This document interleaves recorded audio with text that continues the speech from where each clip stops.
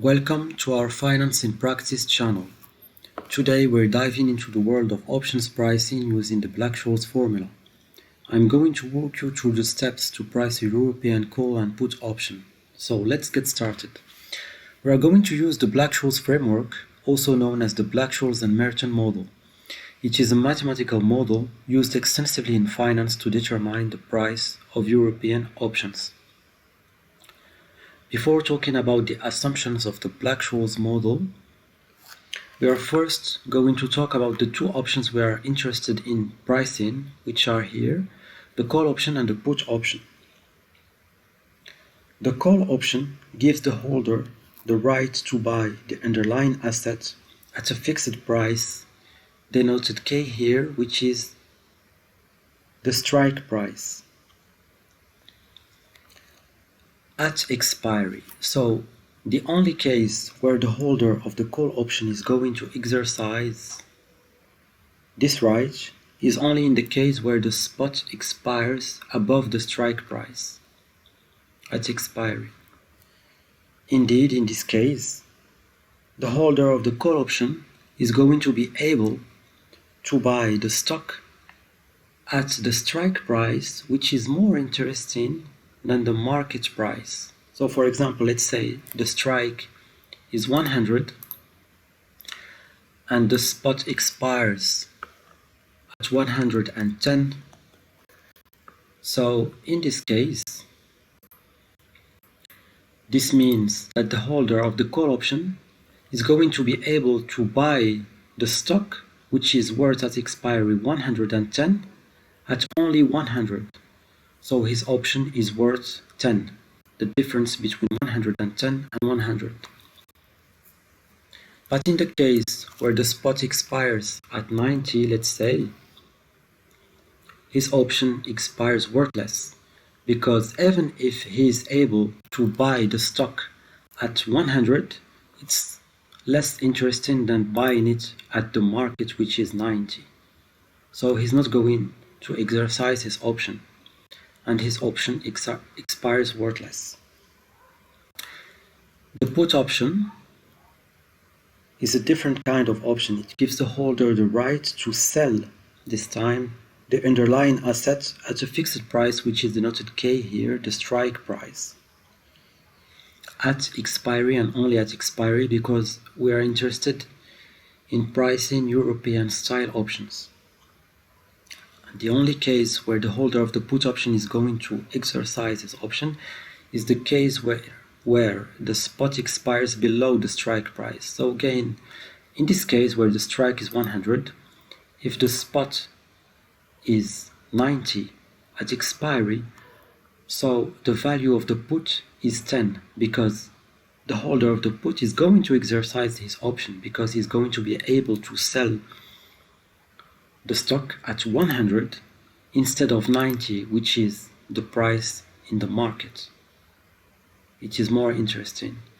But in the case where the spot expires at 110, let's say, which is higher than the strike, then the option expires worthless, because he is not going to sell the stock at 100 and the market prices the stock at 110. He is going to sell the stock at the market price and not at the strike price, which is less interesting. That's why in the payoff formulas we have the plus here, which is the positive part of the difference between the stock and the strike, the strike and the stock price. So we are going now to talk about the assumptions of the Black-Scholes model.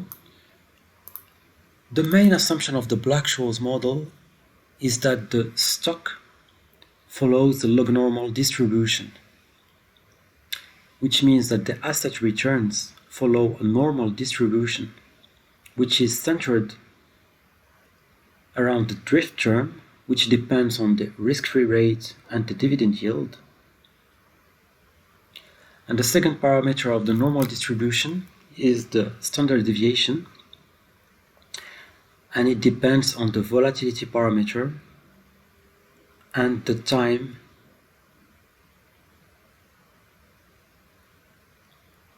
at expiry.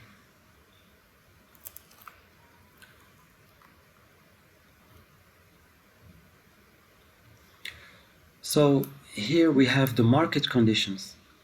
The market conditions are determined by the spot price, the risk-free rate, and the dividend yield, and the volatility. Let's say the spot price is 100. Here is a quick tip in Excel. We can name various variables in order to simplify the formulas, because after we are going to have much more complex formulas. The risk-free rate is assumed to be constant. It is denoted here RF, 5% for example. The dividend yield is denoted Q, for example 2%. The volatility parameter sigma, let's say it's 20%. And we also have here the option parameters. The strike price, which is the predetermined price of the call and put option, let's say it's 100, and the time to expiry, which is expressed in years. So the first thing we're going to need in order to do our pricing is some intermediary variables. The first one is df, which is the discount factor. It is expressed with this formula, exponential minus RF times T. When the interest rate is positive, the discount factor lies between 0 and 1. We are going to also need the forward, which is expressed with this formula, the forward price.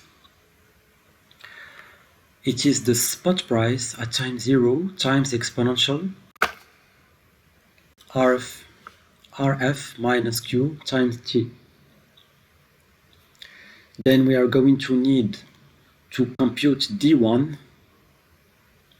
D1 is expressed with this formula. The first term, the natural logarithm of the forward divided by the strike price, can be interpreted as a moneyness level. It is the difference between the log of the forward price and the log of the strike price.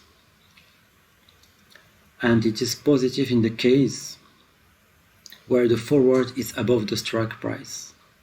And it is negative in the case where the forward is below the strike price.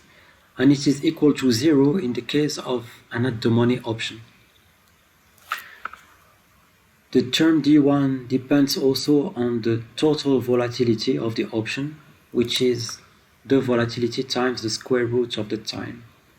The term D2 is quickly computed afterwards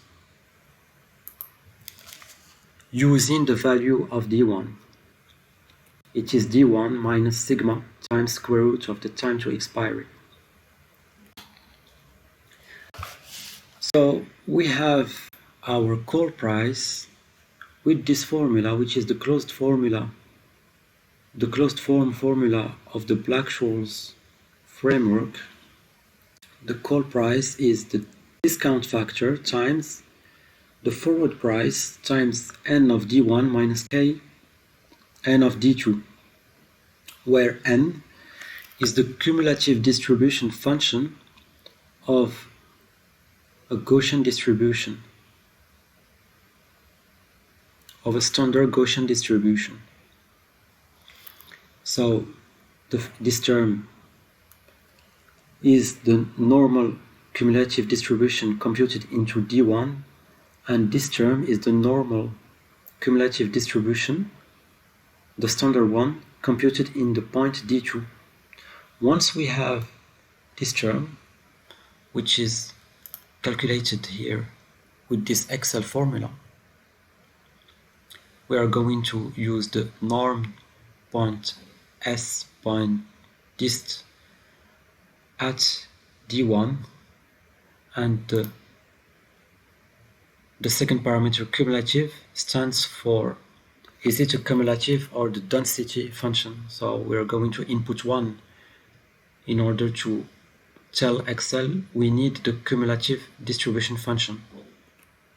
The put price is expressed with this formula, which is this one.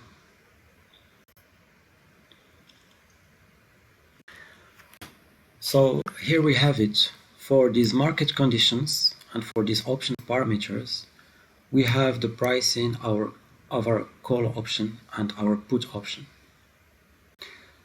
So let's play quickly with this formula. Let's say we increase the volatility, we have 20% volatility.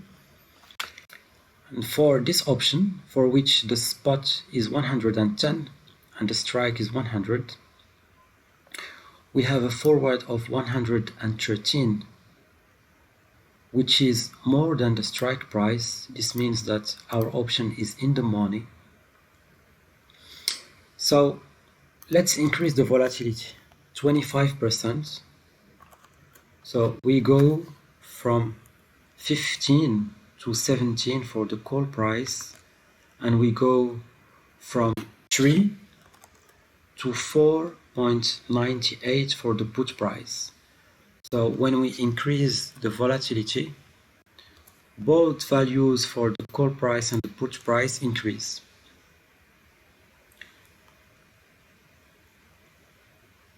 We can also play with other parameters such as the risk-free rate, increase it or decrease it, the dividend yield. But the most important parameter which drives the pricing of our option is the volatility. Overall, the Black-Scholes framework remains a cornerstone of modern finance, providing a robust methodology for valuing options and understanding the dynamics of financial markets. Even if its assumptions are very simplistic, the finance industry uses this model extensively and extends its closed-form formulas for much more complex cases, such as random volatility and random interest rates. It is also used in hedging strategies because it also provides a hedging strategy for a trader who sells an option and is now exposed to many risks, which are the spot risk, the stock price, the risk-free rate risk, dividend yield risk, and the volatility risk. We can talk about this in another video, and I would like to thank you for following this, and if you are interested in following me, please subscribe. Thanks.